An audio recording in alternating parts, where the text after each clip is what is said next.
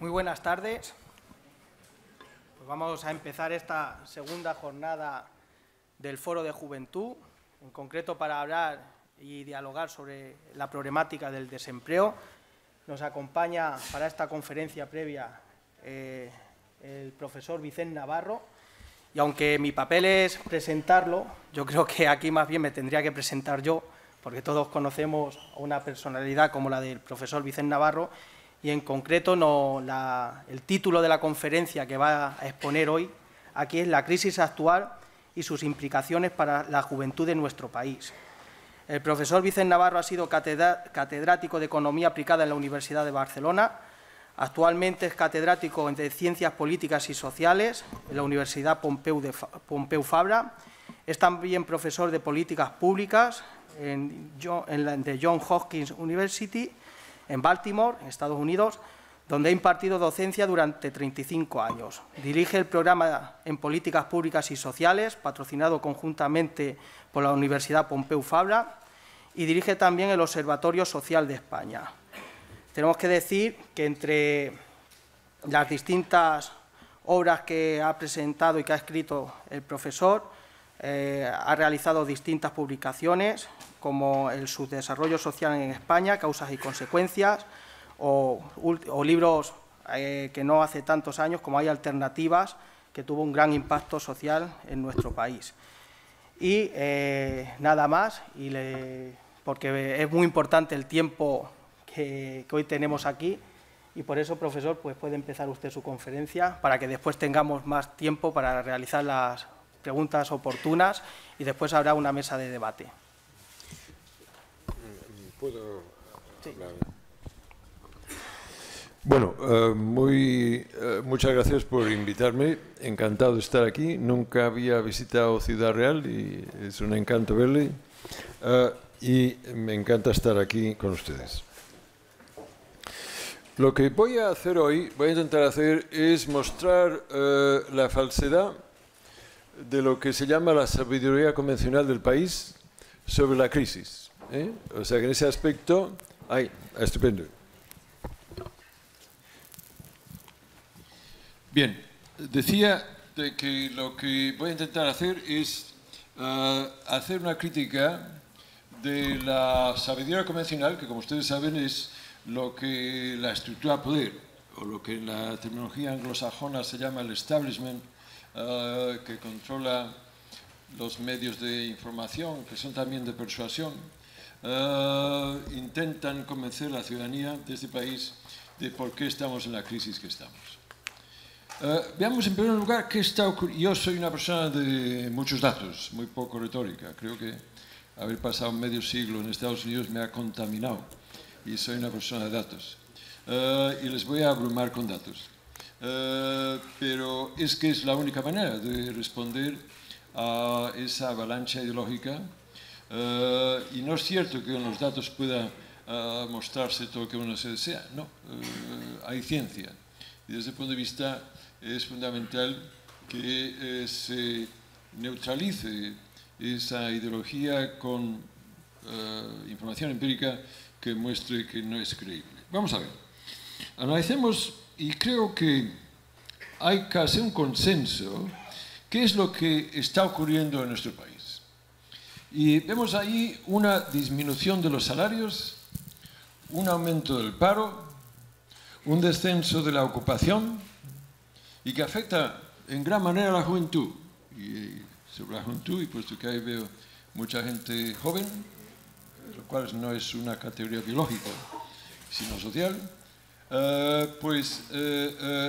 les afecta muchísimo a estos jóvenes lo que está ocurriendo. Una dilución de la protección social, una reducción del gasto público social, una privatización de las transferencias y de los servicios de estado de bienestar, una reducción de los derechos laborales y sociales, una reducción y privatización de las pensiones públicas, un debilitamiento de la negociación colectiva y de los sindicatos. Hay bastante acuerdo, puedo que en lo último no haya tanto acuerdo, pero por lo general, incluso las fuerzas conservadoras y las de sensibilidad liberal están de acuerdo que sí, que el desempleo está aumentando, que el porcentaje de la población que trabaja está disminuyendo, que hay un descenso de la protección social. Esto es difícil negarlo, o sea que en este aspecto. La gran diferencia es ¿por qué? Y veamos ahora las voces de esa sabiduría convencional. Comencemos por el señor Mario Draghi, presidente del Banco Central Europeo, que en una entrevista reciente al Wall Street Journal indica que el modelo social europeo es insostenible. Esto es muy fuerte. Europa siempre ha sido un punto de referencia en cuanto al modelo social, en cuanto a democracia. Pues que nada menos que el presidente del Banco Central diga que ya no podemos pagar ese estado de bienestar, que la España social no es sostenible, es un mensaje muy fuerte. Bien, naturalmente la pregunta que estoy haciendo, ¿y por qué no ahora y sí hace 10 años? Bien, la señora Angela Merkel, en una entrevista en la televisión pública alemana, dice que la crisis del euro está causada por una falta de disciplina fiscal de varios países de los cuales los dirigentes actuaron irresponsablemente. Está diciendo que los gobiernos del sur de Europa han actuado de una muy irresponsable, creando un gran déficit público y ahora incluso el sistema euro está en peligro. Y ya, estos países irresponsables son los del sur de Europa, aunque no lo citan. Y para confirmar esa explicación viene el presidente del gobierno español y que acentúa: nos hemos gastado por encima de nuestras posibilidades. Hasta que esto se corrija, no podremos salir de la crisis. El señor Mas, presidente del Parlamento catalán, dice lo mismo, pero en catalán. O sea que, desde el punto de vista, esta es la sabiduría convencional que nos dice que nos estamos gastando más de lo que tenemos. Bueno, veamos los datos. Pero antes es importante que analicemos un hecho que casi nunca aparece en los medios. ¿Cuáles son los países que están en mayor crisis hoy en Europa? Grecia, Portugal, España e Irlanda, que en inglés se llaman pigs, que quiere decir cerdos. Pi, Portugal, y Irlanda, Grecia, Spain, España. Los cerdos, pigs, son los que tienen esa enorme crisis. Y es cierto, son los que tienen mayores crisis. ¿Por qué? Y casi nunca se explica por qué. Pero fíjate usted, ¿qué comparten? Mediterráneos, puede que la temperatura y el clima, pero Irlanda llueve mucho. No parece que encaje en la categoría mediterránea. ¿Qué tienen estos países? Y eso es lo que no se dice. Pues miren ustedes, todos estos países, yo creía que un sabotaje ya. Bueno, entonces, ¿qué tienen todos estos países? Pues miren ustedes, que todos ellos han estado gobernados por fuerzas profundamente conservadoras, para ponerlo de manera amable. Profundamente conservadoras.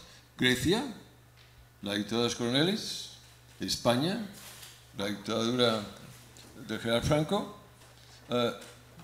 Portugal, otra dictadura. Irlanda no tuvo una dictadura, pero estuvo gobernada por un gobierno muy de derechas, muy conservador, muy autoritario, muy ligado con la Iglesia. Profundamente conservadores.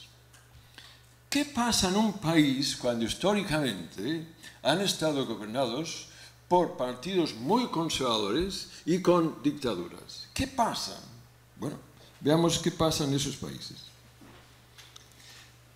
Tienen todos estos países el número mayor de policías por 10.000 habitantes. Dentro de la Unión Europea, los 15, que son los grupos de países más desarrollados, económicamente más semejantes a España, de la Unión Europea. Y el menor porcentaje de la población adulta trabajando en su estado de bienestar. Tienen también las mayores desigualdades de la Unión Europea. Y ahora, permítame, vayamos a los datos. son países pobres en su estado. Los estados son pobres. Los ingresos al estado son pobres. Miren ustedes, aquí el promedio en la Unión Europea es 15, los ingresos al estado, que incluye estado central, autonómico y municipal, representa el 44% del PIB. Si van a Suecia, el otro polo, donde el estado de bienestar está muy desarrollado, es el 54%. España, 34% 2009, ahora es el 31%. Grecia, 37%, Portugal, 39%, Irlanda, 34%. Fíjense en la nota a pie de página que se reproduce en casi cada diapositiva. España tiene los porcentajes de ingresos del Estado más bajos de la Unión Europea de los 15. Los ingresos al Estado son bajos comparado con otros países. Esto es una consecuencia del contexto político que estamos hablando. Segundo, son estados con escasa sensibilidad social. El gasto social es bajo. ¿Qué quiere decir el gasto social? En las transferencias y servicios públicos del estado de bienestar. ¿Qué quiere decir transferencias? Las pensiones, ayudas a familias. ¿Qué quiere decir servicios públicos del estado de bienestar? Sanidad, educación, servicio de ayuda a las familias con dependencia, escuelas de infancia, servicios domiciliarios, vivienda. Esto es lo que es el estado de bienestar. Pues fíjense ustedes, en la Unión Europea de los 15, el 27% del PIB va a su estado de bienestar. Suecia, 30%. Cataluña, 19%. El resto de España, 22%. Vean ustedes que estamos muy por detrás. De nuevo, la famosa nota de pie de página. Los porcentajes de gasto social de Cataluña y España son los más bajos de la Unión Europea de los 15. ¿Me va siguiendo? Esto es lo que ocurre cuando las fuerzas ultraconservadoras dominan el contexto político de aquellos estados. Otro dato. ¿Cuál es el porcentaje de la población que trabaja en el sector público? Y como que la mayoría de la población que trabaja en el sector público, de empleo público, trabaja en los servicios públicos del estado de bienestar, indirectamente esta cifra también les está dando una idea del porcentaje de la población adulta que trabaja en los servicios públicos del estado de bienestar, sanidad, educación. ¿Cuál es el porcentaje? En la Unión Europea, los 15%. En Suecia, en el otro polo, 1 de cada 4 suecos adultos trabaja en sanidad, educación, servicios domiciliarios, escuelas de infancia. ¿Me van siguiendo? En España no llegamos ni a 1 de cada 10, en Cataluña aún todavía menos. ¿Me van siguiendo? O sea, que en ese aspecto, ese argumento que constantemente dan las fuerzas liberales de que tenemos un sector hipertrofiado, empíricamente no es cierto. De nuevo, la nota de página. Cataluña y España son los más bajos de la Unión Europea. O sea que tenemos el porcentaje de la población adulta en el sector público más bajo. Y en bases diarias se nos da ese mensaje de que el sector público en este país está hipertrofiado y que está agotando, asfixiando al sector privado que no le permiten su desarrollo. Óigame, mire usted los datos. No hay bases para justificar esa postura suya claramente ideológica. Estos son datos, Es que quiero asegurar. No es la opinión de Navarro. Que ahora está lloviendo, no es la opinión de Navarro, está lloviendo.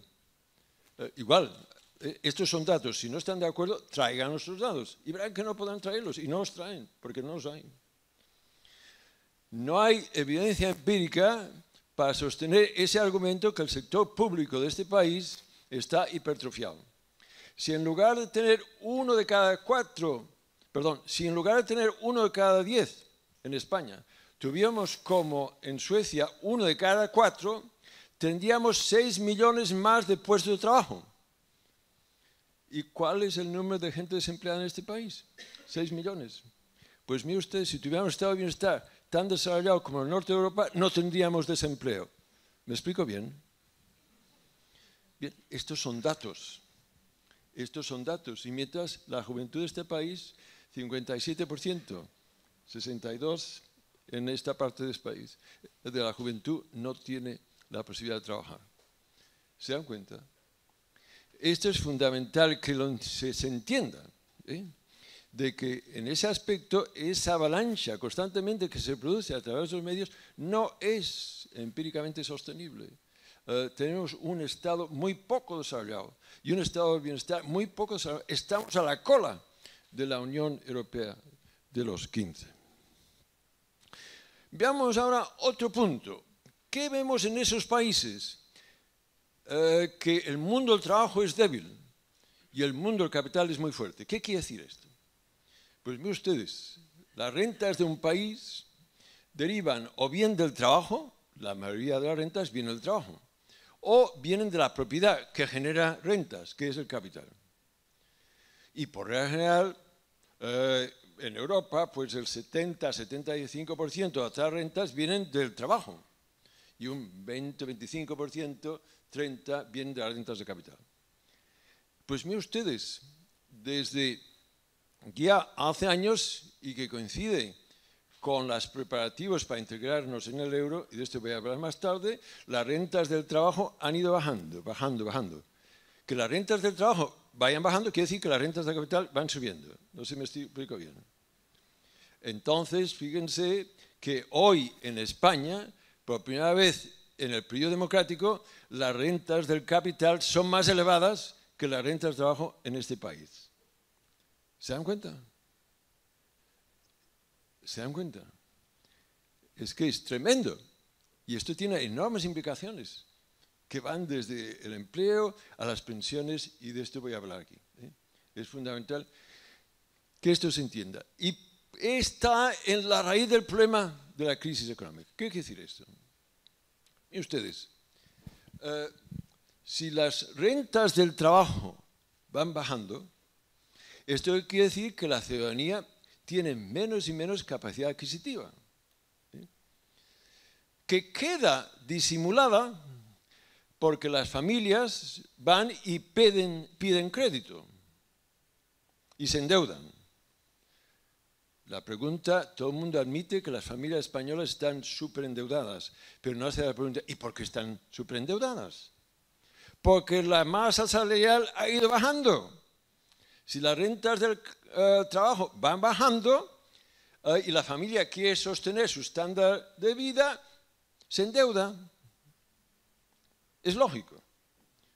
La pregunta que tiene que hacerse es ¿por qué la gente está tan endeudada? Pues porque tienen que endeudarse para mantener su nivel de vida. Pero claro, también tienen que ir mucho más cuidadosa en su consumo. Y eso quiere decir que la demanda va bajando. Y de ahí que la pequeña y mediana empresa también tiene un problema, porque no hay suficiente demanda. ¿Me explico? Y es ahí el problema que existe en nuestro país, que no hay suficiente demanda. Y no digamos ya, cuando ya la familia tiene dificultades de conseguir crédito porque la banca ha colapsado, el país se para y la demanda se paraliza. ¿Se dan cuenta? Pero por otra parte, ¿qué pasa con las rentas de capital? Les decía que las rentas de capital van subiendo. En este país ha habido una concentración de las rentas extraordinaria. Y no es cierto que toda la sociedad lo esté pasando muy mal. Nosotros estuvimos este fin de semana con mi esposa, que está en la audiencia, a Cadaqués, donde la burguesía catalana es un sitio preciosísimo y donde gran parte de la burguesía catalana va. Y hablando con los restaurantes, nos decían que aquí la crisis no ha pasado, ni se la espera tampoco. O sea que el mundo del gran consumo, esto no lo han notado que hay crisis. Y el consumo de lujo en este país no ha sido afectado. Pero ¿qué pasa? Que desde el punto de vista, las rentas del capital han subido de una manera muy notable. Pero ¿qué hacen ustedes si tienen mucho dinero? No van a invertir en producir coches cuando la demanda de coches está paralizando, lo que se llama en términos económicos la economía productiva. Van a invertir donde la rentabilidad sea muy alta. ¿Y dónde hay mayor rentabilidad? En las actividades especulativas. ¿Me van siguiendo? ¿Y cuál es la actividad especulativa más rentable de este país hasta hace poco? La inmobiliaria. Y de ahí está la burbuja inmobiliaria. ¿Me explico? Porque los súper ricos querían conseguir el máximo y invertían donde tenía mayor rentabilidad. Tiene su lógica. Pero claro, era el capitalismo del casino. Y era una exuberancia falsa. Las bases de aquel milagro eran de barro. Era especulación. ¿Se dan cuenta? Pero claro, se crean burbujas, pero las burbujas explotan. Y además era fácil ver que había una burbuja. Con toda modestia, algunos otros ya dijimos que esa burbuja iba a explotar. Era muy fácil verlo. Cuando se explota, ¿qué pasa? Pues que la banca queda paralizada, el crédito no existe. ¿Y qué es lo que pasa hoy en España? Que por un lado, la demanda resultado de la disminución de los salarios y un enorme endeudamiento está paralizada, y por otra parte la banca está en una situación que está recibiendo enormes ayudas de fondos públicos, pero esos fondos públicos no se traducen en mayor crédito, van para su propia supervivencia y expansión, lo cual explicaré más tarde. Y esto es lo que está ocurriendo. Entonces, en este momento de enorme crisis, y que sabemos cuál es la razón de la crisis, no es ni el déficit ni la deuda pública. Esa es la crisis. La distribución de las rentas que se han concentrado en un capital muy especulativo y la falta de rentas del trabajo. ¿Qué manera de salirse es fácil? Miren ustedes, a principios del siglo XX la Gran Depresión en Estados Unidos se resolvió a base de ¿qué? El presidente Roosevelt creó el New Deal. ¿Qué era el New Deal? Una enorme expansión del gasto público y ayudó a los sindicatos para que subieran los salarios. Y esto estimuló la demanda y se salió de aquel agujero. Segundo caso, Europa. Termina la Segunda Guerra Mundial, las crisis económicas enormes, las economías están paralizadas. ¿Cómo se sale de esa crisis? A base de una enorme expansión del gasto público estimulada por el Plan Marshall. Y así es como se sale de la crisis. Y estamos ahora en un momento de gran depresión para millones de españoles, y en lugar de expansión del gasto público y aumento de los salarios, se está haciendo lo contrario. ¿Me van siguiendo? Oiga, ¿cómo quieren salir ustedes de este agujero? Es imposible. Ahora, no se crean que son incompetentes.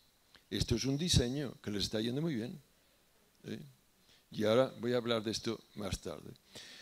Pero fíjense que esa es la situación Grecia, Portugal, España, Irlanda. Cuando las fuerzas ultraconservadoras dominan el Estado, esto es lo que ocurre. Estados pobres, con poca conciencia social, en que el mundo del trabajo está retrocediendo, dilución de la protección social, y estados muy poco redistributivos. Miren ustedes. Como el Estado, que tanto central como el autonómico, y pongo Cataluña porque doy también esta charla en Cataluña, sí, fíjense ustedes que el Estado redistribuye en un sentido o en otro. Coge dinero de la ciudadanía a base de impuestos y tasas y transfiere dinero a base de pensiones, transferencias, servicios. Veamos la actividad redistributiva del Estado español. Si anuláramos el Estado en España, el 24% de la población estarían en pobreza. Viene el Estado, que distribuye y baja a 4 puntos. ¿Me explico? O sea que el impacto redistributivo del Estado español, sobre todo su estado de bienestar, es de 4 puntos. Baja la pobreza de 24 a 20. Vamos ahora a ver lo mismo en España. En Unión Europea 15, baja de 25 a 16. Y en Suecia, de 27 a 13. ¿Se dan cuenta? De nuevo, España es uno de los países con menos capacidad redistributiva por parte del Estado. Esto es lo que pasa cuando las fuerzas conservadoras dominan el Estado de aquel país. Mira que es sencillo de predecir. Bien. Pues, ¿de dónde deriva esa situación? De la enorme fuerza que tienen aquellos que derivan sus rentas de la propiedad. Miren ustedes, aquí, ¿quién paga impuestos en España? Un punto clave. La primera, ya les he hablado del porcentaje que los ingresos al Estado representan en cuanto al PIB. Les decía que en España 34, ahora es menos, 31, la Unión Europea es 44, Suecia es 22. ¿Quién paga impuestos? Miremos dentro de la fuerza laboral cuáles son los trabajadores mejor pagados en cualquier país, los de la manufactura. Bueno, miremos qué pagan impuestos un trabajo en manufactura en España, en el promedio de la Unión Europea los 15 y en Suecia. Y miremos que es el país que paga más en impuestos, Suecia, como punto de referencia, es el 100.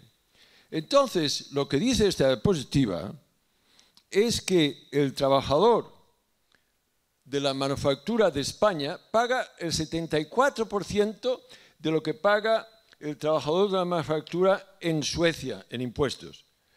¿Me explico bien o no? Lo repito. Lo que el trabajador de la manufactura, digamos el trabajador de Volvo en Suecia pagan impuestos es el punto de referencia. Entonces, esto quiere decir que el trabajador de la SEAT en Barcelona paga el 74% de lo que paga su homólogo en Suecia. ¿Me explico bien? En Europa es el 88%. ¿Me van siguiendo? Bueno, Suecia es más rico que España. Fíjense, 74 menos. Pero, oiga, tampoco están menos. O sea, aquí la persona que está en nómina paga algo menos, pero tampoco dramáticamente menos. ¿Me van siguiendo? Ahora veamos la gente que deriva sus rentas del capital, lo que a nivel de calle diríamos los súper ricos. Ni siquiera estoy hablando de ricos, súper ricos. Bien. ¿Qué paga? Y de nuevo, tomemos lo que paga en impuestos el súper rico sueco, 100.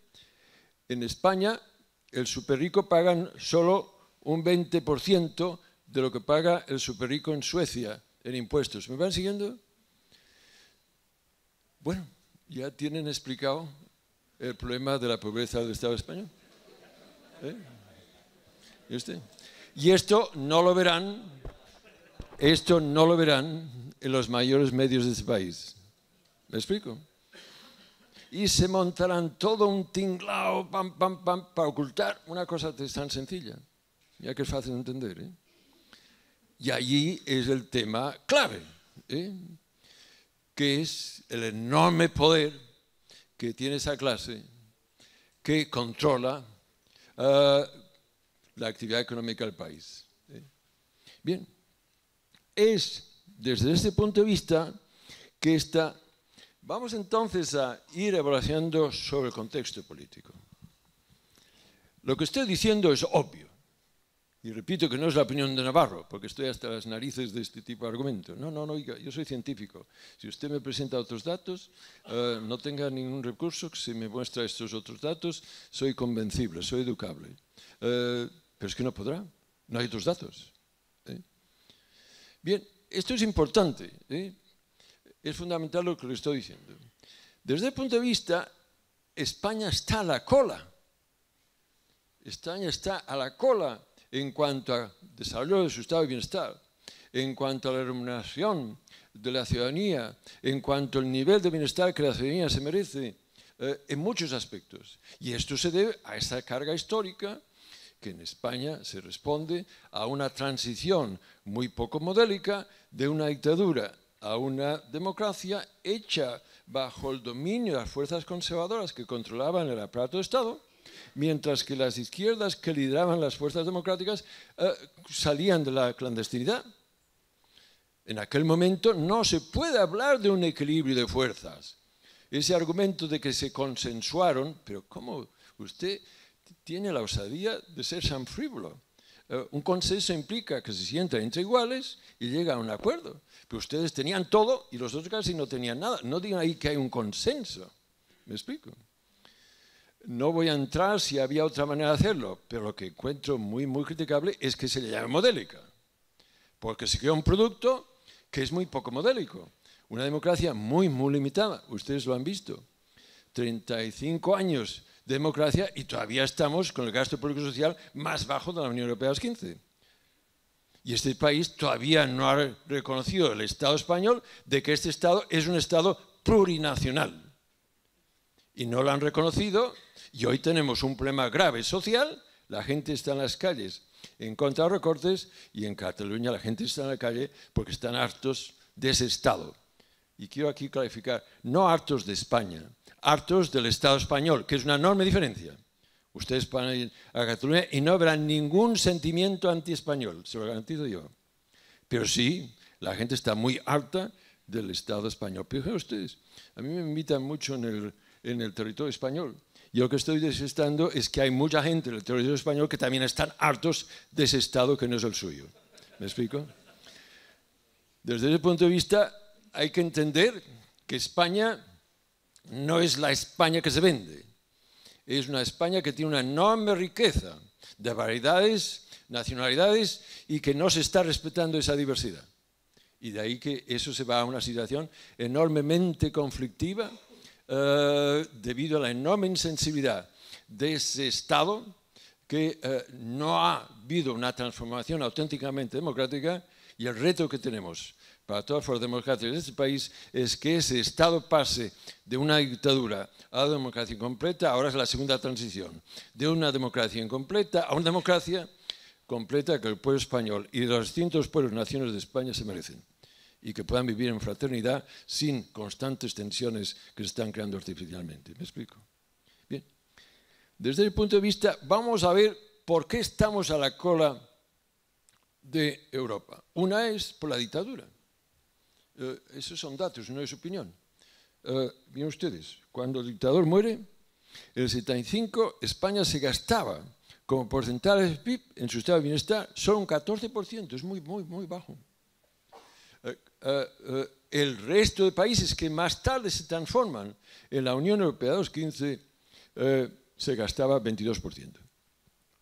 Viene aquella democracia y a pesar de sus enormes insuficiencias, que son muchísimas, permite una expresión y presión popular en la que se va corrigiendo. Y en aquella época, en los años 80, la socialdemocracia hace lo que hace la socialdemocracia en Europa, expande el estado de bienestar. Y, fíjense ustedes, el gasto pasa de 14 a 24%.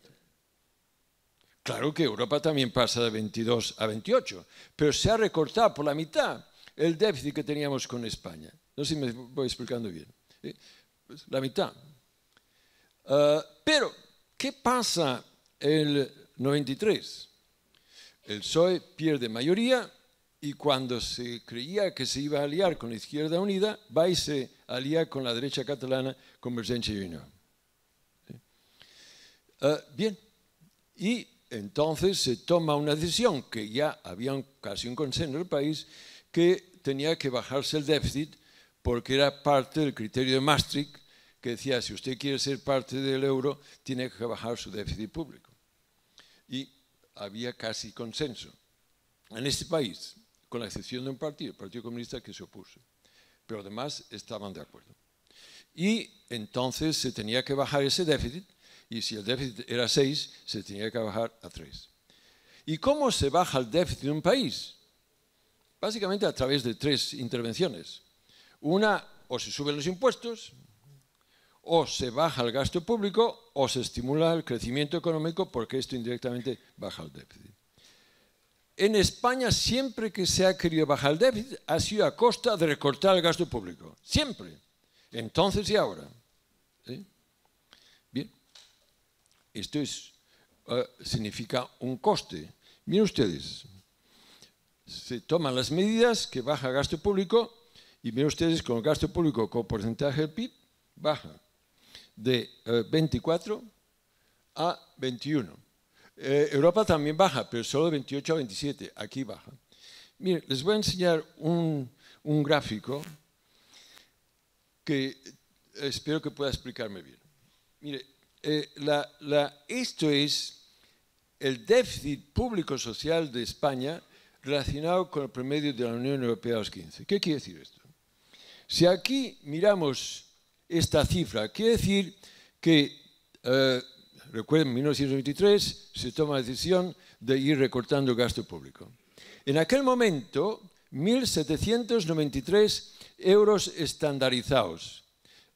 Mire, no se preocupen en cuanto a euros estandarizados.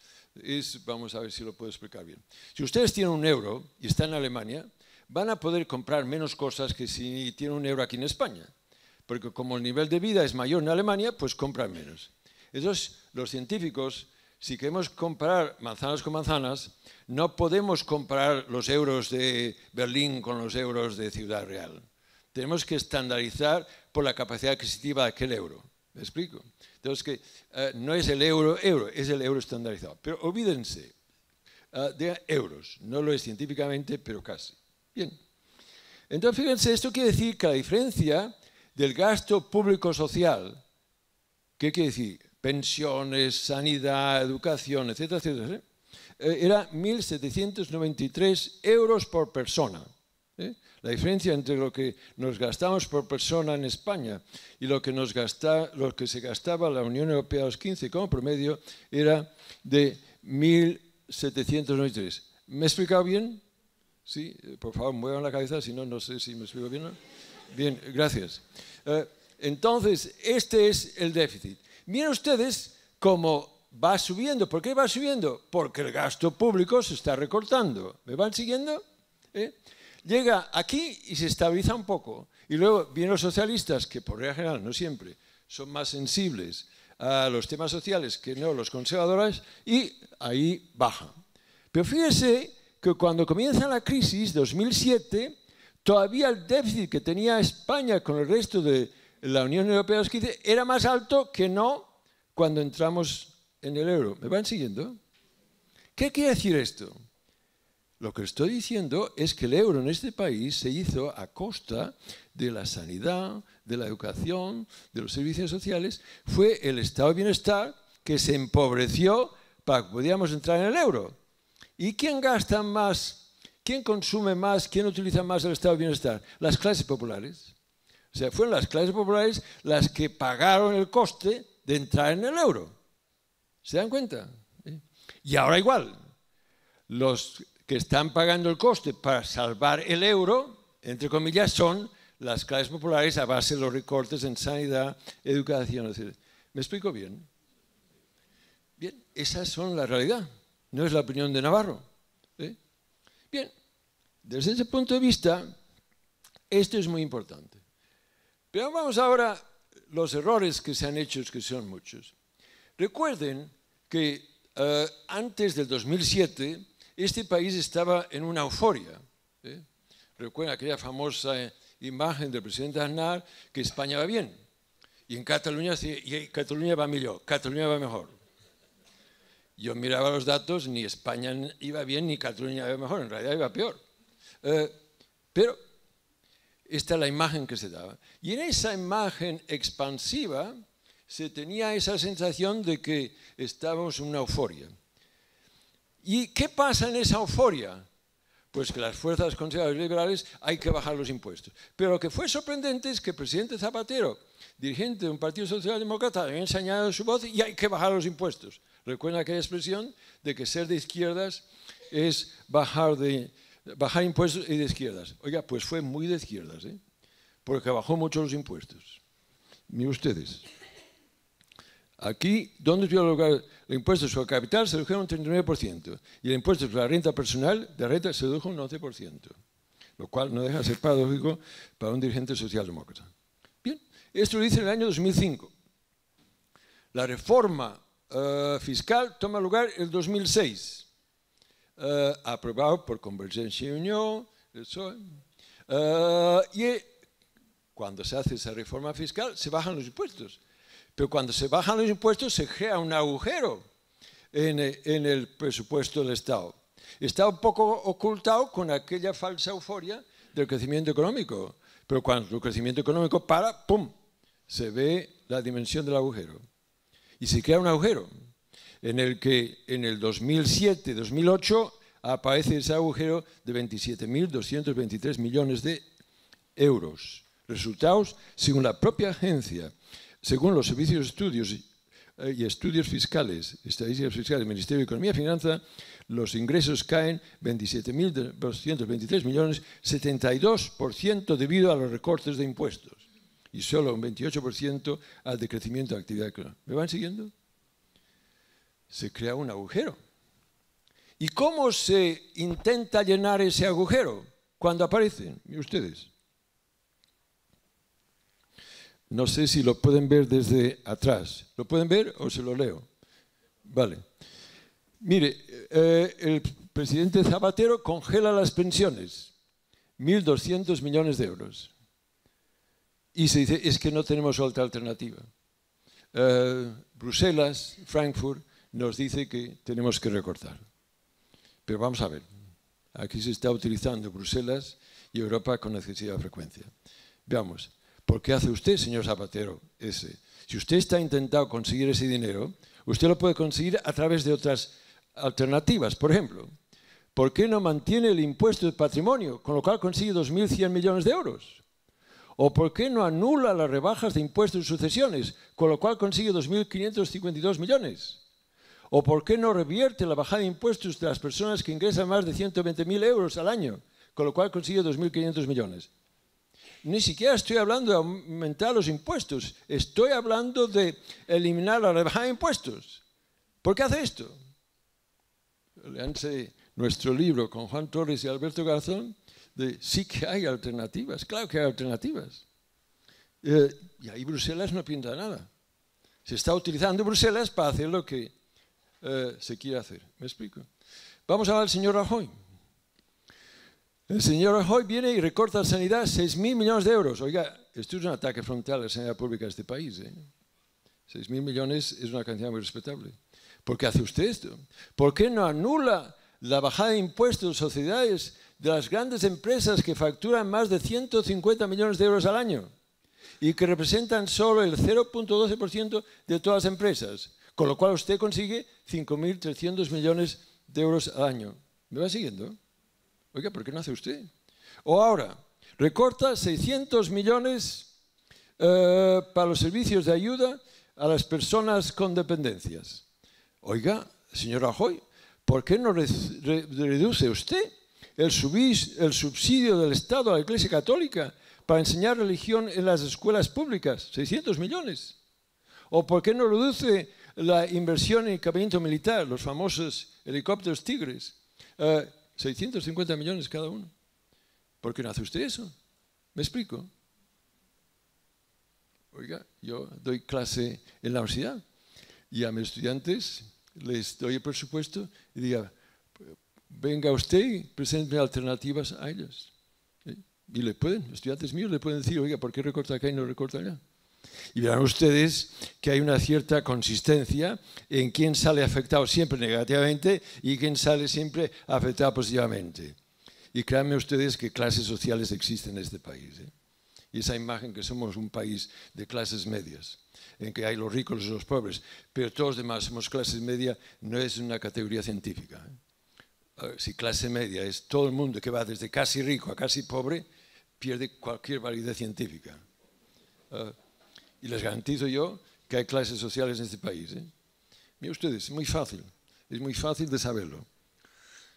Miren los certificados de muerte. Por regla general, en nuestro país y en cualquier país hay una relación entre cómo se muere y cómo se vive. Y la pertenencia del muerto se puede determinar fácilmente. ¿Cómo? No mirando el certificado de muerte, porque gran número de los ciudadanos que mueren son pensionistas y ahí no es una suficiente categoría para saber la clase social. Pero sepan ustedes que han habido encuestas de los familiares de los muertos, de los cuales se puede adquirir mucha información. Y se han hecho. Y les voy a decir cómo hay clases sociales a través de la longevidad de los distintos ciudadanos por su clase social. En este país, un burgués, y les garantizo que la expresión burgués, que ya no se utiliza, ni siquiera los dirigentes de izquierda utilizan esa terminología, pues les garantizo que hay, Un burgués vive 2 años más que un pequeño burgués, que vive 2 años más que una persona de clase media, que vive 2 años más que una persona de clase trabajadora cualificada, que vive 2 años más que una persona de clase trabajadora no cualificada, que vive 2 años más que una persona de clase trabajadora no cualificada con más de 5 años en paro. La diferencia entre el último y el primero son 10 años. 10 años, no 10 años. Una persona que vive en Pedralbes, burguesía, o no barris, clase trabajadora, con paro crónico, son 10 años. Oigan, no me digan que no hay clases sociales. ¿Cómo tiene la osadía de decir que no hay clases sociales? Cójase un taxi por Barcelona y verá si hay clases sociales. Hay varios burgueses, hay varios clase trabajadora cualificada, hay clases obrera no cualificada, hay clase media. Claro que hay clases. Y en cambio no aparece en la narrativa oficial. ¿Se dan cuenta? Eso se llama el desarme ideológico de las izquierdas. Yo les aconsejo que hagan la distinción. Una cosa puede ser muy antigua, pero no necesariamente anticuada. Y es de ciencias sociales, puede ser muy antigua, pero el análisis de la estructura social por clase y los conflictos de clases es una categoría científica. Pero no confundan. Puede ser muy antigua y no anticuada. Esa teoría continúa bien en la realidad alrededor de ustedes. No digan anticuada. La ley de gravedad es muy antigua, pero no es anticuada. Si no, salte un 4º piso, lo verá usted. Y eso es lo que pasa en este país. Las izquierdas están saltando el 4º país constantemente. Bien, es ahí, es esa situación. Desde el punto de vista, hay que recuperar esos análisis que han quedado absorbidos con el pensamiento neoliberal. Hay que bajar los impuestos porque es de izquierda. Ya está este hombre absorbido totalmente. No nos sirve para lo que queremos hacer en este país. ¿Se dan cuenta? Ese es el punto clave en cuanto a esas... Y hablo como científico. Quiero enfatizar esto. Hablo como científico. Bien, desde el punto de vista... Vamos ahora... El otro argumento de que nos gastamos más de lo que tenemos o que no tenemos recursos. Vamos a ver. España, el PIB por habitante de España es casi el promedio de la Unión Europea. Los 15, que no son los países más ricos de la Unión Europea. Los 15. Vamos a ver. El PIB per cápita son 94% del PIB per cápita de la Unión Europea. Los 15. Casi el promedio. En cambio, el gasto social per cápita, es solo el 74%. ¿Se dan cuenta? ¿Y por qué el 74%? Debía ser el 94% del gasto público social promedio de la Unión Europea. ¿Me van siguiendo? Si en lugar de 74 fuera 94, tendríamos 66.000 millones de euros más de lo que nos gastamos en el estado de bienestar. ¿Me van siguiendo? Y estos 66 millones existen en el país. ¿Qué pasa? Que el Estado no lo recoge. ¿Recuerda quién paga impuestos? Este es el punto clave. Este es el punto clave. Claro que este país tiene los recursos. España es un país rico y en cambio su estado social es muy pobre. No puede decirse que no hay recursos. Lo que pasa es que el Estado no lo recoge.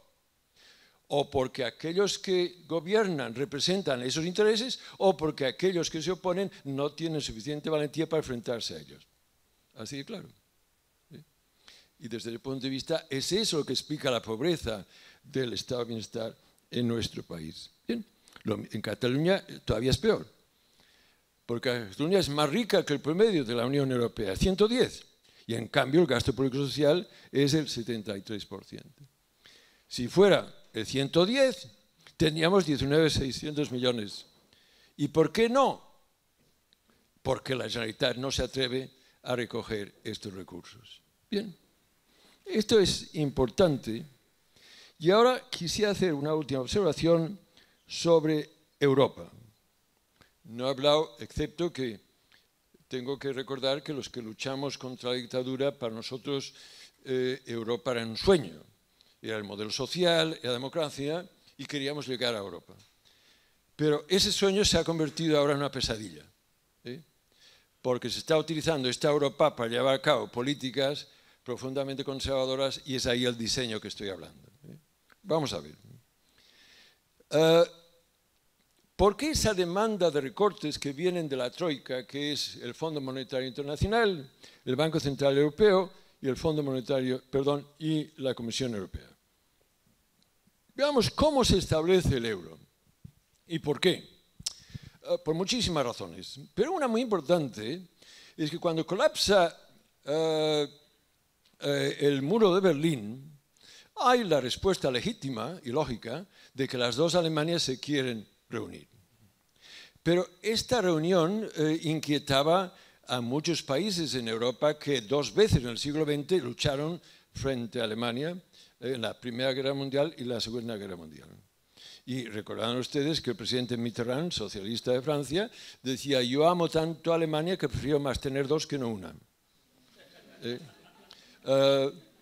Había miedo.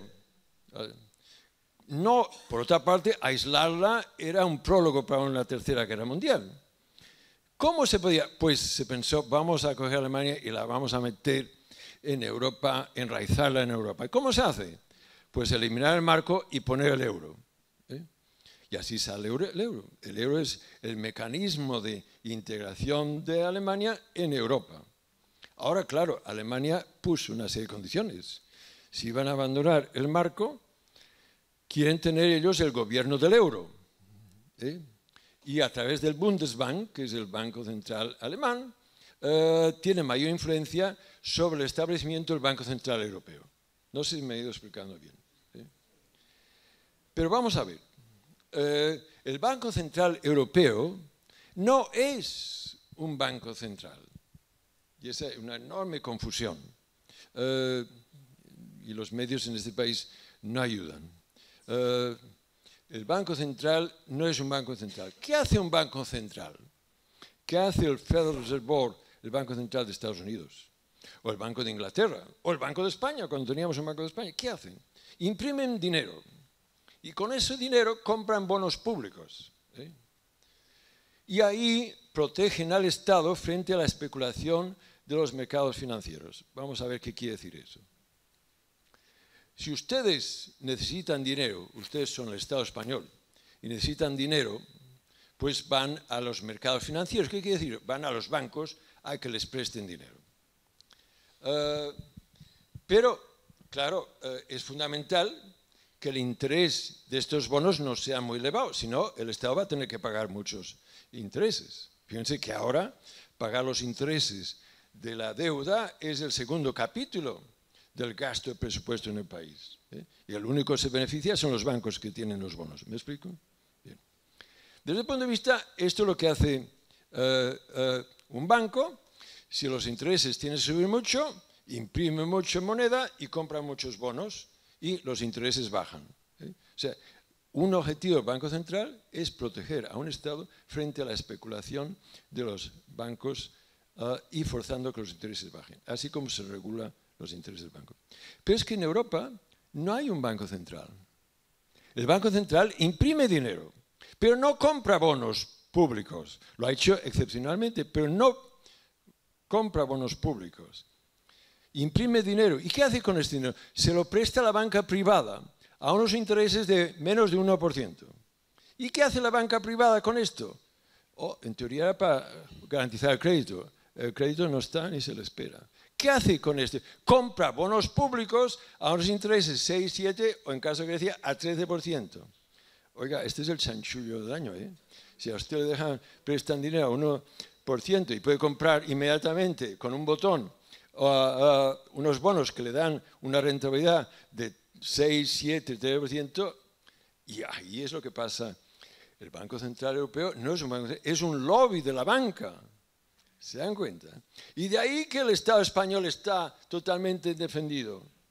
Y como que los bancos tienen agencias que están en su bolsillo de evaluación de los bonos, dicen, el bono no es sostenible. Entonces el pobre Estado español sudando pone los intereses más altos, y le compran y se forran de esto. ¿Me explico?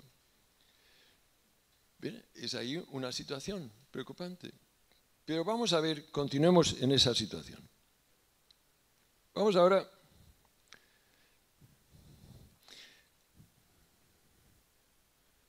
ahora ahí, ¿qué pasa? La banca en el momento de la burbuja inmobiliaria, detrás de la burbuja inmobiliaria era la banca española que estaba ofreciendo hipotecas a unos intereses muy bajos a las familias que se estaban muy endeudadas. Pero detrás de la banca española estaba la banca alemana. Es importante que esto lo vayan siguiendo. Pero cuando la banca alemana está enormemente contaminada de los productos tóxicos de la banca americana, se paraliza asustada y deja de prestar dinero a la banca española, que colapsa la burbuja inmobiliaria española. ¿Me van siguiendo? Detrás del colapso de la burbuja inmobiliaria española está el colapso de la banca alemana. Ahora, esa banca alemana que ha prestado tanto dinero a España quiere recuperar ese dinero. Fíjense que la banca alemana tiene alrededor de 700.000 millones de euros en los países periféricos. En España, 200.000 millones. ¿Qué hace ahora para conseguir ese dinero? Pues aparece lo que se llama el rescate bancario. Se da a la banca española para que la banca española y el Estado español pague a la banca alemana. Y eso se dice explícitamente en el Parlamento alemán. ¿Me explico? O sea que en este momento los recortes que se están exigiendo es para que el Estado español pueda pagar a la banca alemana, que fue la que se benefició enormemente de aquella burbuja inmobiliaria. ¿Me van siguiendo? Yo no sé si me han seguido o no, pero yo creo que en España el que no está indignado es que no sabe qué joroba está pasando. Porque, oiga, no tiene nombre lo que está ocurriendo en este país. No tiene nombre. Se está exigiendo que el pobre estado de bienestar, pobrísimo, los datos así demuestran, todavía se lo carguen a fin de que se pueda pagar al capital financiero, el cual alemán es de la fuerza dominante. ¿Se dan cuenta? Es que no tiene nombre. Es de ahí que quisiera terminar con otra observación que tiene que ver con las pensiones. Pero este es un tema que no atrae a los jóvenes, se equivocan. Porque desde el punto de vista, lo que estamos hoy viendo es un ataque frontal a las pensiones a través del deterioro del mercado de trabajo. Aquellos que constantemente dicen, mire, el problema es el demográfico, que hay más ancianos y menos jóvenes, y por lo tanto estos no van a poder pagar las pensiones de los ancianos. Y se transforma en un problema demográfico y dice, oh, parece de sentido común. Pero oiga, el problema en España no es que nos falten jóvenes, si los estamos exportando. El problema es que no hay trabajo para los jóvenes. Y el trabajo que hay es muy precario y con los salarios muy bajos. Y es ahí el ataque a las pensiones, porque las pensiones derivan del mercado de trabajo. ¿Me explico? Es un tema clave. Desde ese punto de vista les garantizo yo, y lean el artículo, el libro que Juan Torres y yo hemos escrito sobre las pensiones, No dejes que te roben las pensiones, que está lleno de datos. Las pensiones de este país no tienen ningún problema de sobrevivencia por el mal llamado problema demográfico. El problema de las pensiones es la enorme crisis que hay en el mercado laboral, que es un diseño, porque hoy las fuerzas conservadoras están consiguiendo lo que siempre han deseado. Los salarios están bajando, las pensiones están siendo reducidas, se está privatizando el Estado de Bienestar. Es un sueño, lo están consiguiendo. Es decir, hoy es Bruselas, hoy es Frankfurt, y en Barcelona se dice, hoy es Madrid. No, el problema está en Cataluña, el problema está en España, no está fuera, ¿me explico? Y esto es esencial que se entienda, porque se está utilizando ese mensaje para cargarse y conseguir lo que quieren. Es un diseño muy exitoso, no es que sean incompetentes, saben lo que hacen. Y es fundamental que se entienda, porque hay que presentar otra alternativa y sobre informar a la ciudadanía, porque claro, ese mensaje de que no hay alternativas al final cala. Entonces les decía que, y con eso quiero terminar, que ¿qué está pasando hoy en España? Les decía que las rentas de capital ya hoy en España son mayores que la renta del trabajo. Pero ¿de dónde viene el estado de bienestar? ¿De qué derivan los ingresos del estado de bienestar? Recuerden recuerden aquella diapositiva, de las rentas del trabajo. Las pensiones, la seguridad social viene del impuesto sobre el trabajo. Pues miren ustedes, hay un problema grave. Este gráfico les enseña cómo las rentas del trabajo ya son más bajas que las rentas del capital. Pero fíjense ustedes, y con eso quiero terminar. Fíjense que si supongamos que las rentas del país fueran 4 euros. De estos 4 euros, 2 van a la renta del capital y 2 a la renta del trabajo, de los cuales estos dos, uno va a salarios y otro al estado de bienestar, a las pensiones. Como que el estado de bienestar, las pensiones derivan de las rentas del trabajo, si las rentas del trabajo van disminuyendo, hay menos para las pensiones. ¿Me van siguiendo? De manera que si en lugar de 2, capital pasa a tener 3, entonces en lugar de 1 euro pasa a ser 50 céntimos a salarios y 50 céntimos a las pensiones. ¿Me van siguiendo? Este es el problema grave. El problema grave es que la mala distribución de recursos entre la renta del trabajo y la renta del capital se están cargando el estado de bienestar y las pensiones. No tiene nada que ver con la transición demográfica. ¿Me explico? Y es con ello que ahora quiero hacer una última observación y un poco de carácter personal. Miren ustedes, les pido disculpas porque explicar en una hora lo que está ocurriendo en ese país no es fácil. Pero he intentado tocar los rasgos más claros y llamativos. Y esto está afectando a la juventud de este país. Lo que está ocurriendo con la juventud de este país es un auténtico desastre. Quiero enfatizar que toda evidencia que existe es que el problema mayor que tiene España no es el déficit o la deuda pública. El mayor problema económico, ya no digamos social o humano, es el desempleo, la precariedad y los bajos salarios. Este es el mayor problema económico que tiene España. Ya no sé que esto cambie, España va a continuar en esa situación. La evidencia es abrumadora de ello, es abrumadora. Desde el punto de vista es ahí. Bueno, lo que esto significa es que quemamos varias generaciones. Y naturalmente nos cargamos también al estado de bienestar, las pensiones en primer lugar.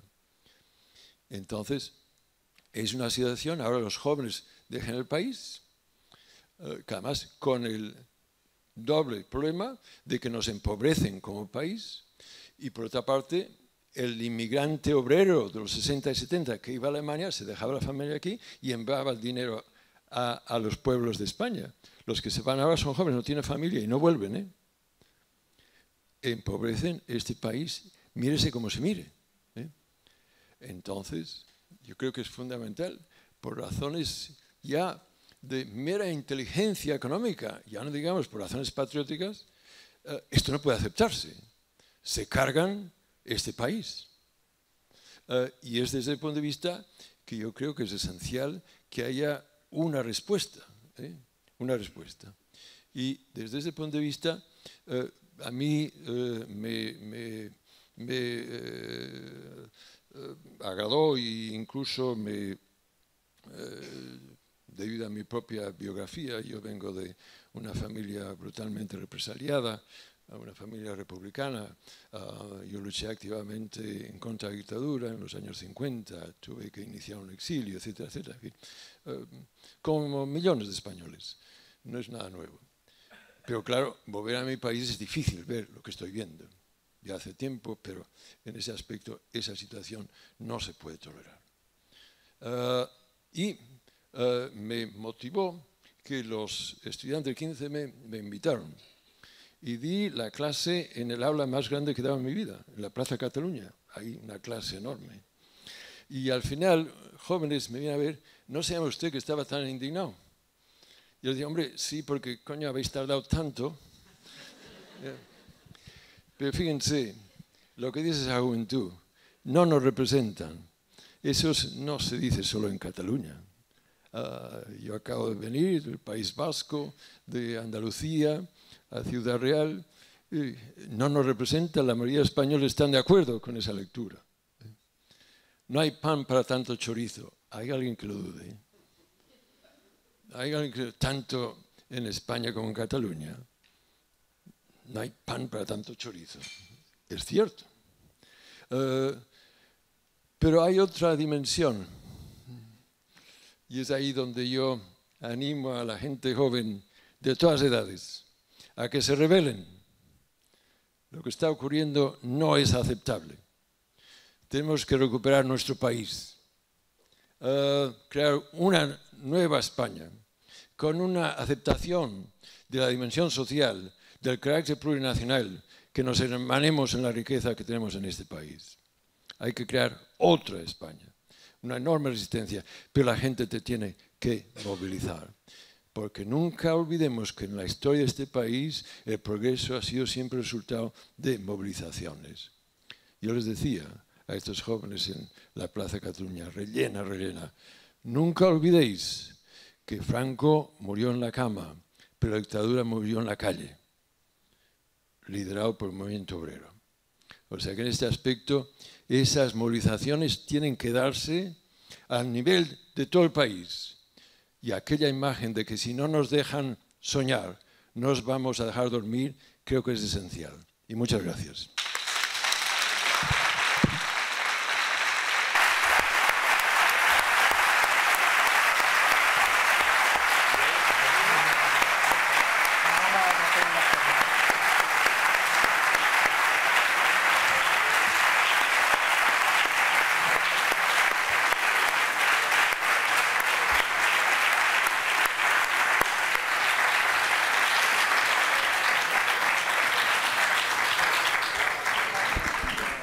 Bueno, aprovechando esta magnífica exposición del profesor Vicent, experto en políticas públicas, también tenemos que añadir el blog del profesor Vicent Navarro, www.vnavarro.org, donde podéis encontrar artículos muy interesantes y entre ellos, por ejemplo, ahora también del desempleo juvenil en la Unión Europea. Entonces vamos a proceder a un turno de palabras y lo que sí me gustaría decir, pues agradecerle esta magnífica exposición. Yo creo que ha demostrado aquí, aunque esto es un foro de juventud, aunque hay personas de distintas edades, que para hablar de futuro y mandar un gran impulso a la juventud no es cuestión de edad, es cuestión de opinión, de ideas y de creencia. Vamos a proceder a ese turno de palabras.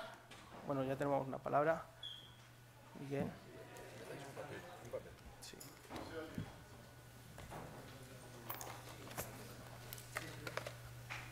Bueno, pues buenas tardes. En primer lugar, felicitar por el análisis de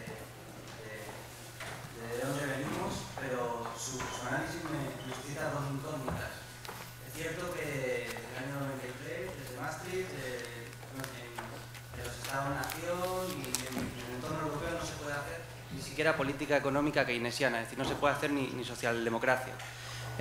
Así que la primera pregunta que me hago es cómo los ciudadanos podemos recuperar aquellas herramientas de la política económica que sí tuvimos a nivel europeo en otros tiempos. Hablo de la política monetaria, hablo de la política de planificación y también de una política de recaudación progresiva y progresista también.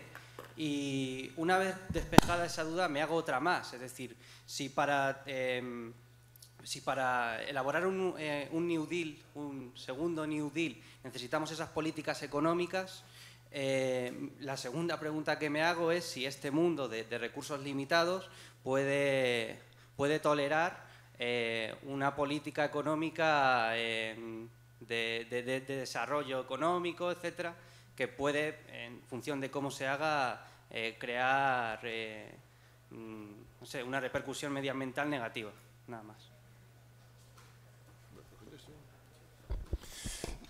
Bueno, creo que no. Bueno, es igual, no se preocupe. Vamos a ver que las preguntas son muy buenas y como las preguntas buenas también son complejas. Vamos a ver. Una es, ¿qué es lo que puede hacerse en Europa? Si entiendo bien. Bueno, yo creo que hay tres alternativas. Una es de continuar como estamos. Y en ese aspecto yo creo que es la peor. Cualquier otra es mejor que esta. Porque desde ese punto de vista no veo que conceptualmente me es difícil de ver como en un momento en que las familias están súper endeudadas, que las pequeñas y grandes empresas, que son las que producen más empleo, están también endeudadas, que no tienen crédito, y además se está recortando el gasto público, que sería que estimulara la economía, no veo cómo puede ser. ¿Me explico? O que las exportaciones. Miren ustedes. ¿Me oyen bien? No. Es igual. No, sí, va bien. Va bien. Entonces, desde el punto de vista, vamos a ver, una respuesta constantemente hoy, el establishment me está indicando, es las exportaciones. Pero vamos a ver, vean qué pasó en América Latina, en la época liberal, en los años 90. Se creía que el problema de América Latina se iba a resolver a base de exportaciones y se empeoraron la situación. Y lo mismo en España, las exportaciones no han tenido ningún problema en este país, incluso en el momento álgido de la crisis, las exportaciones continúan creciendo. ¿Me explico? Aquí el problema es la demanda doméstica. A no ser que esa demanda doméstica se resuelva, este país no sale. Esto es que conceptualmente incluso es difícil entender cómo lo van a creer que se va a salir. O es que si se baja el déficit y la deuda pública, el Estado español podrá conseguir dinero más fácilmente. Pero oiga, es que si no hay banco central que le proteja, no va a poder conseguir ese dinero. ¿Me explico? O sea que hay un diseño que está siendo muy exitoso, pero a la vez hay una enorme confusión en mucha gente, incluso admito que sean gente honrada, pero totalmente confusa o ignorante. Y en la comunidad económica la densidad de este tipo es muy elevada. O sea que, desde el punto de vista, oiga, explíqueme usted cómo voy a salir de esta crisis en esas condiciones. Es imposible. Bien, otra alternativa sería la de políticas expansivas, o sea, el New Deal en Europa. Y en ese aspecto yo saludo a los sindicatos, la Federación de Sindicatos a nivel europeo, ha hecho una propuesta totalmente razonable. Ahora bien, ¿qué implicaría esto? Pues un cambio de 180 grados. O sea, de pensar que bajar de impuestos es de izquierdas a precisamente pensar lo contrario. ¿Me explico? O sea, un cambio de 180 grados. Y ahí sí que yo no estoy viendo ese renacer de ese pensamiento en que la solución está haciendo lo que hizo el New Deal, lo que hizo el estimulado por el Plan Marshall. Hay elementos, los sindicatos han acentuado cómo esto podía resolverse, los sindicatos a nivel europeo. Pero incluso las fuerzas políticas, hay partidos de izquierda, de Linke en Alemania, entonces, que están, o Siria en Grecia, que están. Y hay algunos elementos de la socialdemocracia, pero muy pequeños todavía, ¿me explico? No veo todavía los ingredientes políticos para que esto, que sería mi solución, pudiera tomar lugar. Entonces esto lleva a otra alternativa que debía discutirse, que es salirse del euro. Que aquí es que, fíjese, es interesante, en una sociedad que se llama democrática, es que los diarios, hombre, por mera legitimidad democrática, ustedes tenían que permitir un debate sobre este tema, ni siquiera este lo permiten. Bien, ¿por qué yo creo que el debate en sí es muy poderoso? Porque es amenazante a la estructura de poder. Cuando el señor Rajoy se sienta con la señora Merkel, supongamos que el señor Rajoy pensara en cuanto a los intereses de toda España. Entonces tiene que aumentar su capacidad negociadora. Si se sienta con la señora Merkel y dice, mira, Ángela, si tú no haces esto, yo me voy del euro. Y en contra de esa imagen tan frívola que se está indicando de que van a expulsar a Grecia o van a expulsar a España, expúlsenos. Significa el colapso de su banca. ¿Se acuerda la cifra? 700.000 millones de euros en el sur. Muy bien. ¿Sabe usted que si nos vamos de euro no le vamos a pagar esa deuda? ¿Usted cree? Mire usted, la estructura de poder en Alemania es más inteligente de lo que dicen los medios de información. La Alemania lo último que desea es que los países periféricos dejen el euro, porque quedaría muy afectados los intereses del capital financiero alemán. ¿Me explico? Oiga, señor Rajoy, utilice esa en el bargaining tool, utilice la negociación. Es que ni siquiera esto. ¿Qué poder tiene Rajoy cuando se sienta con Merkel? Nada. Oiga, utilice esto como medida de negociador. No sé si me estoy explicando bien. ¿Me explico? Y luego, si no se puede hacer ese New Deal, oiga, yo me salgo del euro. Argentina rompió con el dólar y no le fue tan mal. ¿Me explico? O sea que hay argumentos a favor de salir del euro. España tiene que recuperar su propia capacidad de devaluar la moneda, no devaluar los salarios, devaluar la moneda. O usted tiene que crear un banco central que le proteja, ahora no tiene. ¿Me explico? España está en una situación muy, muy vulnerable, no tiene elementos que la defiendan. Haga el euro, a crear su propio banco con la capacidad de impresión. O esto crea mucha inflación. Bueno, ya miraremos luego ese problema. O es que tenemos un gran problema, es que ya lo tenemos ahora. Más del 50% de los jóvenes no encuentran trabajo. ¿Usted no cree que este es un enorme problema? ¿Me explico? Y es que incluso los más optimistas dicen que no vamos a conseguir empleo de verdad hasta dentro de 10 años. Oiga, yo no puedo esperar 10 años. ¿Me explico? Entonces, estas son las tres alternativas, de las cuales la actual, continuar estas políticas, son las peores. La otra es una política expansiva a nivel europeo, pero para ello se necesita un contexto político que yo no encuentro todavía. Y la otra, salirse del euro como mecanismo de negociación y también, desde ese punto de vista, como considerar para añadir su credibilidad en la negociación, de sí, salirse si hace falta. ¿De acuerdo? Bien, la otra dimensión de lo que usted dice, muy interesante también, es en cuanto a la falta de recursos. Mire, yo me permito aconsejarle que ese argumento nunca lo acepte. Sé que hay una teoría del decrecimiento que me ha sorprendido, que está muy distribuida en este país, en la que dicen, bueno, después de todo, el decrecimiento es una buena cosa, nos forzará a cambiar el tipo de crecimiento, etcétera, etcétera. Pero vamos a ver. Fíjense de que el problema no es crecimiento o no crecimiento, es qué tipo de crecimiento. Se puede crecer construyendo bombas o se puede crecer investigando investigación para eliminar el cáncer. O sea, no es crecimiento, no, es qué tipo de crecimiento. ¿Me explico? Segundo, que el mismo tecnología que puede servir para contaminar un río, otra tecnología puede servir para limpiar aquel río. ¿Me explico? O sea que no puede tomarse los recursos como una cantidad constante. Los recursos constantemente se están redefiniendo. ¿Quién hubiera dicho solo hace 30 años que habría hoy energías renovables a base del sol en lugar de depender del petróleo? Existen. ¿Cuál es el problema? Que los mismos que controlan el petróleo controlan la energía solar. Este es el problema político. ¿Me explico? Y esto es fundamental. Otra cosa. Tenemos un problema en cuanto a falta de agua en el mundo. Oiga, sea serio, mira el globo. Hay agua por todas partes. Lo que pasa es que está salada. Oiga, pues se puede hacer bebible. La tecnología está. ¿Me explico? O sea que yo, sobre todo con tú, les diría que tengan el optimismo de creerse en la humanidad.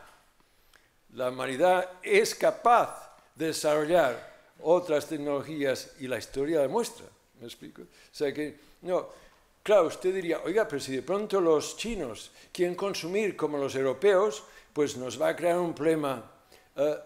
Pero que tiene que saber que también en China hay fuerzas para que cambien ese tipo de consumo y que en lugar de consumir petróleo, consumen energía solar. ¿Me explico? O sea que no, la variable recursos es variable que es en sí, como digo, variable, dependiendo de las correlaciones de fuerza. Siempre el tema clave es el poder y depende de quién manda. Hoy el problema que tenemos es que las mismas fuerzas que controlan la energía no renovable también controlan la renovable.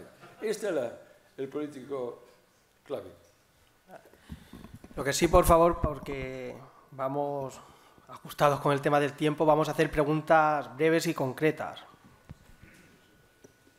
Hola. ¿Perdón? ¿Se me oye? Sí, bueno, yo al hilo de la pregunta que ha hecho el compañero Miguel, diciendo que es que desde el año 93 en España no se pueden hacer, o en el conjunto de la Unión Europea no se pueden hacer políticas socialdemócratas, me pregunto si no hemos comprendido la conferencia.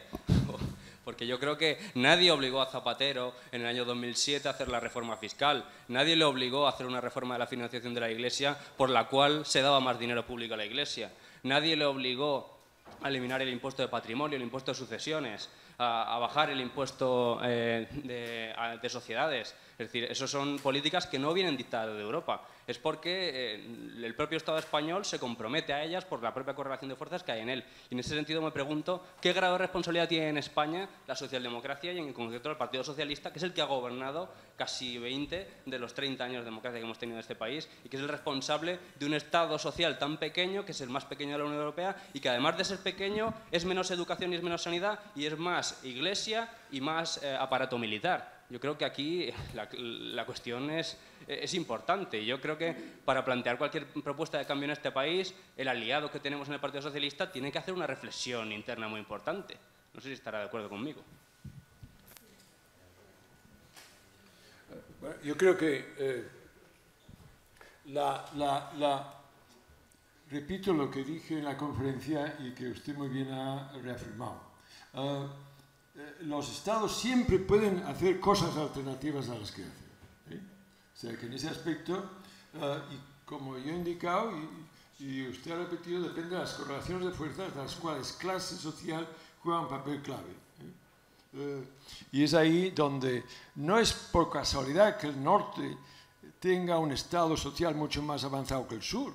En el norte, el movimiento trabajador, el mundo del trabajo, es muy poderoso. En el sur es muy débil. O sea que en ese aspecto hay una correlación, y no es una observación partidista, es científica. Hay una correlación entre la fuerza del movimiento del mundo del trabajo, por un lado, y la expansión de la dimensión social y la calidad democrática de un país. ¿Me explico?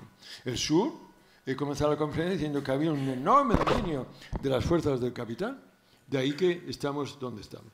Ahora, ello no quiere decir de que el contexto europeo también configure o ayude a configurar esa situación. Pero no puede hacerse, como constantemente se hace por las fuerzas conservadoras en este país, que no tienen otras alternativas. Siempre hay alternativas. ¿Me explico? Bien, en cuanto a la culpabilidad de la socialdemocracia española. Mire usted, la socialdemocracia hizo lo que la socialdemocracia hizo en Europa durante los años 80, pero es ahí la expansión del estado de bienestar. Pero el punto clave de inflexión es el compromiso de integrarse en el euro. ¿Cómo se hace? Y es ahí donde el enorme dominio del equipo económico que tenía claramente una orientación liberal. ¿Me explico?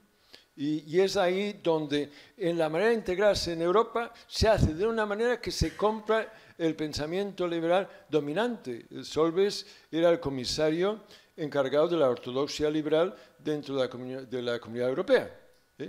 Y entonces el presidente, como por regla general hacen los dirigentes de la socialdemocracia, para tranquilizar a los grupos fácticos, incluyendo la banca, nombran a gente próxima a la banca para garantizar cierta estabilidad, incluso apoyo político por parte de sus grupos de interés. ¿Me explico? Y es ahí donde se pagó un coste elevado. En Cataluña el tripartito lo hizo bien, yo le doy un notable elevado. Ahora bien, ¿qué pasa? Que hay la crisis y, de nuevo, se coge el modelo liberal y se responde a aquel modelo liberal donde tiene un coste político elevadísimo. O sea que en ese aspecto yo creo que en la política de la socialdemocracia les doy una nota elevada en las áreas sociales, en gran número de estas áreas sociales. En las áreas económicas les doy un suspenso. Si fueran estudiantes míos, les suspendería. Por haber aceptado la respuesta a la crisis fue distinta al PP. Esto objetivamente tiene que remarcarse. El Partido Conservador ha sido mucho más acentuado en su defensa. Pero uno es la medida liberal dura y la otra la medida liberal blanda. Hombre, es mejor tener la blanda que no la dura, pero no nos resuelve el problema. ¿Me explico? Y es ahí donde creo que comparte una responsabilidad que, por desgracia, ha pasado a nivel de toda Europa. Otra pregunta. Sí, buenas tardes. Y en primer lugar, agradecerle su síntesis, que nos ha dejado muy claro al servicio de quién está nuestro gobierno y para quién trabajan. Bueno, mi duda es un poco con respecto a cómo se comportan estos economistas. Es decir, por ejemplo, nuestro ministro Montoro, que sabemos que no debe ser un alumno muy aventajado en ciencias sociales, pero sí muy aventajado en otras asignaturas como pueden ser la especulación, pues cuadra el déficit por la cuenta de la vieja. Es decir, me falta esto, recorto tanto, pero no sé hasta qué punto sepa las implicaciones que llevan a ese recorte. Es decir, interacciones que si dejamos de tener unos ingresos por la vía del recorte, nos va a aparecer de nuevo otra vez el déficit. Es decir, siempre cuadran por la cuenta de la vieja y encima no lo disimulan. Mi pregunta es si no cree usted que puedan haberse pasado ya de frenada con estos recortes y las consecuencias se van a ver a posteriori. Es decir, que con lo que ya han hecho van a provocar que la economía siga cayendo durante mucho tiempo, independientemente de lo que hagan. Mire, a lo largo de mi experiencia, le voy a hacer una nota a tipo más personal. Yo creo que muchas de las políticas que se están impulsando tienen distintos tipos de motivaciones. Y hablando con algunas de estas personas, yo creo que se lo creen. Hay que darse cuenta que para mentir, una condición fundamental para mentir es conocer la verdad. Si no conoces la verdad, no estás mintiendo. ¿Me explico? Y la capacidad de racionalización del ser humano es tal que yo creo, incluso creo, y no quiero con ello hacer homologaciones injustas a Montoro, pero yo creo que incluso Franco se creía que hacía lo mejor para España. Ahora, yo si hubiera podido me lo hubiera cargado. Lo intentamos, pero no lo consiguió. ¿Me explico? Yo no soy Dios para llevar a uno al cielo o al infierno. Lo tendría muy mal. ¿Me explico? Ahora, sí que para mí Franco fue, junto con Hitler y Mussolini, una de las figuras más criminales que ha habido en Europa. ¿Me explico? Y la evidencia me lo muestra. Por cada asesinato político que hizo Mussolini, Franco hizo 10.000. Que la juventud se cree que Franco era un viejete mal genio. Fue la dictadura más brutal que ha habido en Europa. Y esto la juventud no lo sabe. Bien. Y que no implico ninguna homologación con Montero, por favor. No lo pongo en la misma categoría. Que no se diga, es que Navarro... No he dicho eso. Y le respeto a nivel personal, seguro que se lo cree. Pero vamos a ver. Lo que está claro es que el señor Montoro está siguiendo unas políticas que está teniendo una gran caja de resonancia en aquellos intereses a los cuales consciente o inconscientemente está sirviendo. O sea, ahora ustedes han visto este nuevo estudio de una sección de la patronal que quieren retrasar la edad de jubilación a 70 años. Es que hay que darse cuenta que resultado de cómo tomó lugar la transición, la gran patronal de este país es de las más duras. Aquí, en nuestro país, todo el espectro está mucho más a la derecha. La Iglesia española es mucho más a la derecha que la Iglesia europea. La patronal es mucho más a la derecha que la patronal europea. Y esto es las consecuencias de esta situación. Que una transición en que el dominio que tiene sobre el aparato del Estado y sobre los medios, bueno, dígame usted, y estoy haciendo esta observación como científico, dígame ustedes, en un país democrático tiene que haber todo tipo de prensa. Si usted va a Inglaterra, verá prensa que está a favor de los recortes y otros que están en contra. The Guardian sería a la izquierda, va a Francia lo mismo. En España, ¿dónde está la prensa de izquierdas? Usted verá gran apoyo en cuanto a los recortes. Usted, hasta hace muy poco, que comienza ya a llegarse a una situación extrema, comienza a ponerse dudas. Pero a mí me han dicho de todo, desde trotskista a cualquier cosa. Claro, la crítica en este país no se acepta en los medios. En el mayor medios yo estoy vetado en mi propio país. Yo publico en el New York Times donde quiera, excepto en mi propio país, que estoy vetado casi. ¿Me explico? Bueno, desde el punto de vista, no hay libertad. ¿Cuáles son los mayores diarios de España? Bueno, El País es la izquierda. Oiga, pero la editorial que sigue El País no creo que pueda definirse como socialdemócrata. Está a favor de los recortes, a favor de la política de austeridad. ¿Me explico? ¿Dónde están los instrumentos de izquierda? ¿Dónde están? ¿Me explico? Entonces, fue una transición, lo mismo en Cataluña. No hay instrumentos, lo único que había el público y lo han cerrado. Desde ese punto de vista que tenemos un problema grave desde el punto de vista democrático. Hay falta de diversidad ideológica, ¿me explico? Y es ahí. Entonces, Montero en este momento está sirviendo de una manera claramente objetiva a estos intereses, que él puede que no sea consciente, seamos esa lectura amable, pero desde el punto de vista, y se cree que es lo mejor para este país, pero los datos objetivos muestran que está haciendo muchísimo daño a las clases populares de este país. Pero la pregunta que yo hacía a mis amigos y colegas en la comunidad, ¿cómo es que esa fuerza política tiene ese apoyo masivo tan grande en este país? Tenemos que hacernos esa pregunta, ¿a qué se debe? Yo tengo una respuesta, que es el nacionalismo españolista, que pone la bandera y moviliza y la religión, la Iglesia. ¿Me explico? O sea que ahí movilizan y la gente vota en contra de sus intereses objetivos. También ocurre al otro lado del Ebro, también ocurre en Cataluña. Pero desde el punto de vista, lo que es esencial es que las fuerzas progresistas no se dejen robar la bandera. ¿Qué ha ocurrido? Oiga, yo con toda inmodestia, yo me considero más patriota y he hecho más por este país a nivel personal como sacrificio que no los superpatriotas de ese país, que además la mayoría son corruptos. ¿Me explico? Entonces yo les...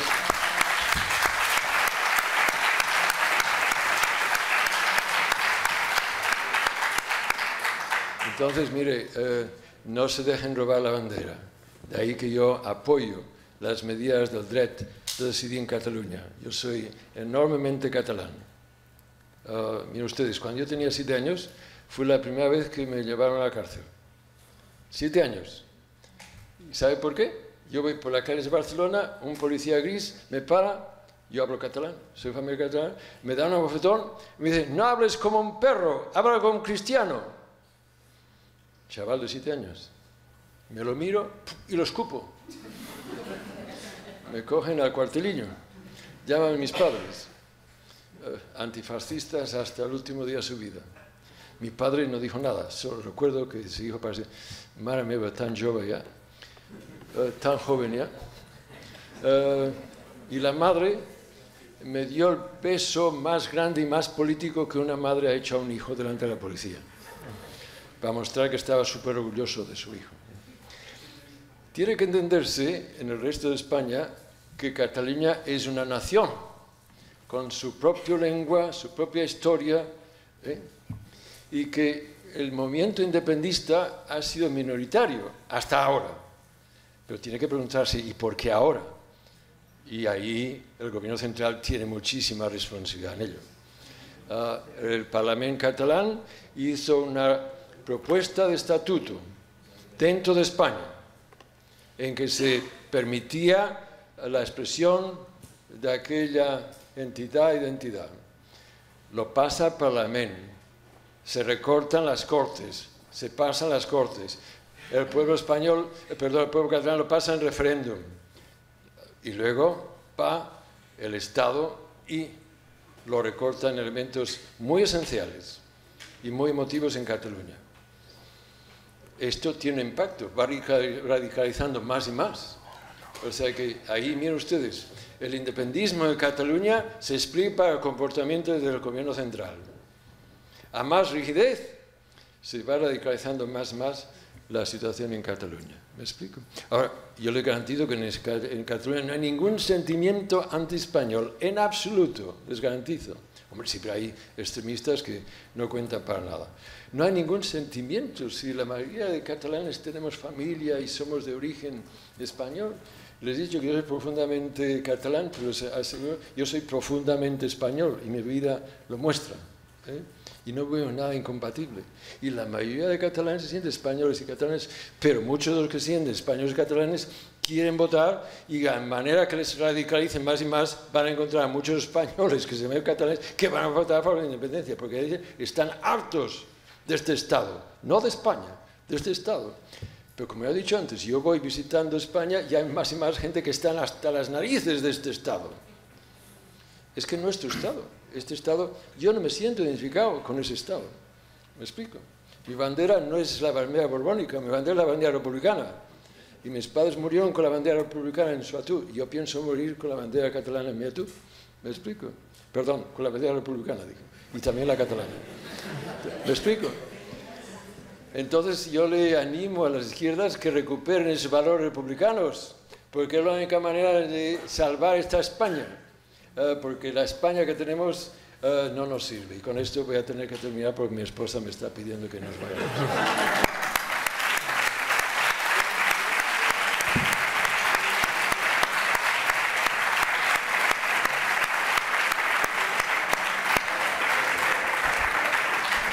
Bueno, pues muchas gracias, profesor.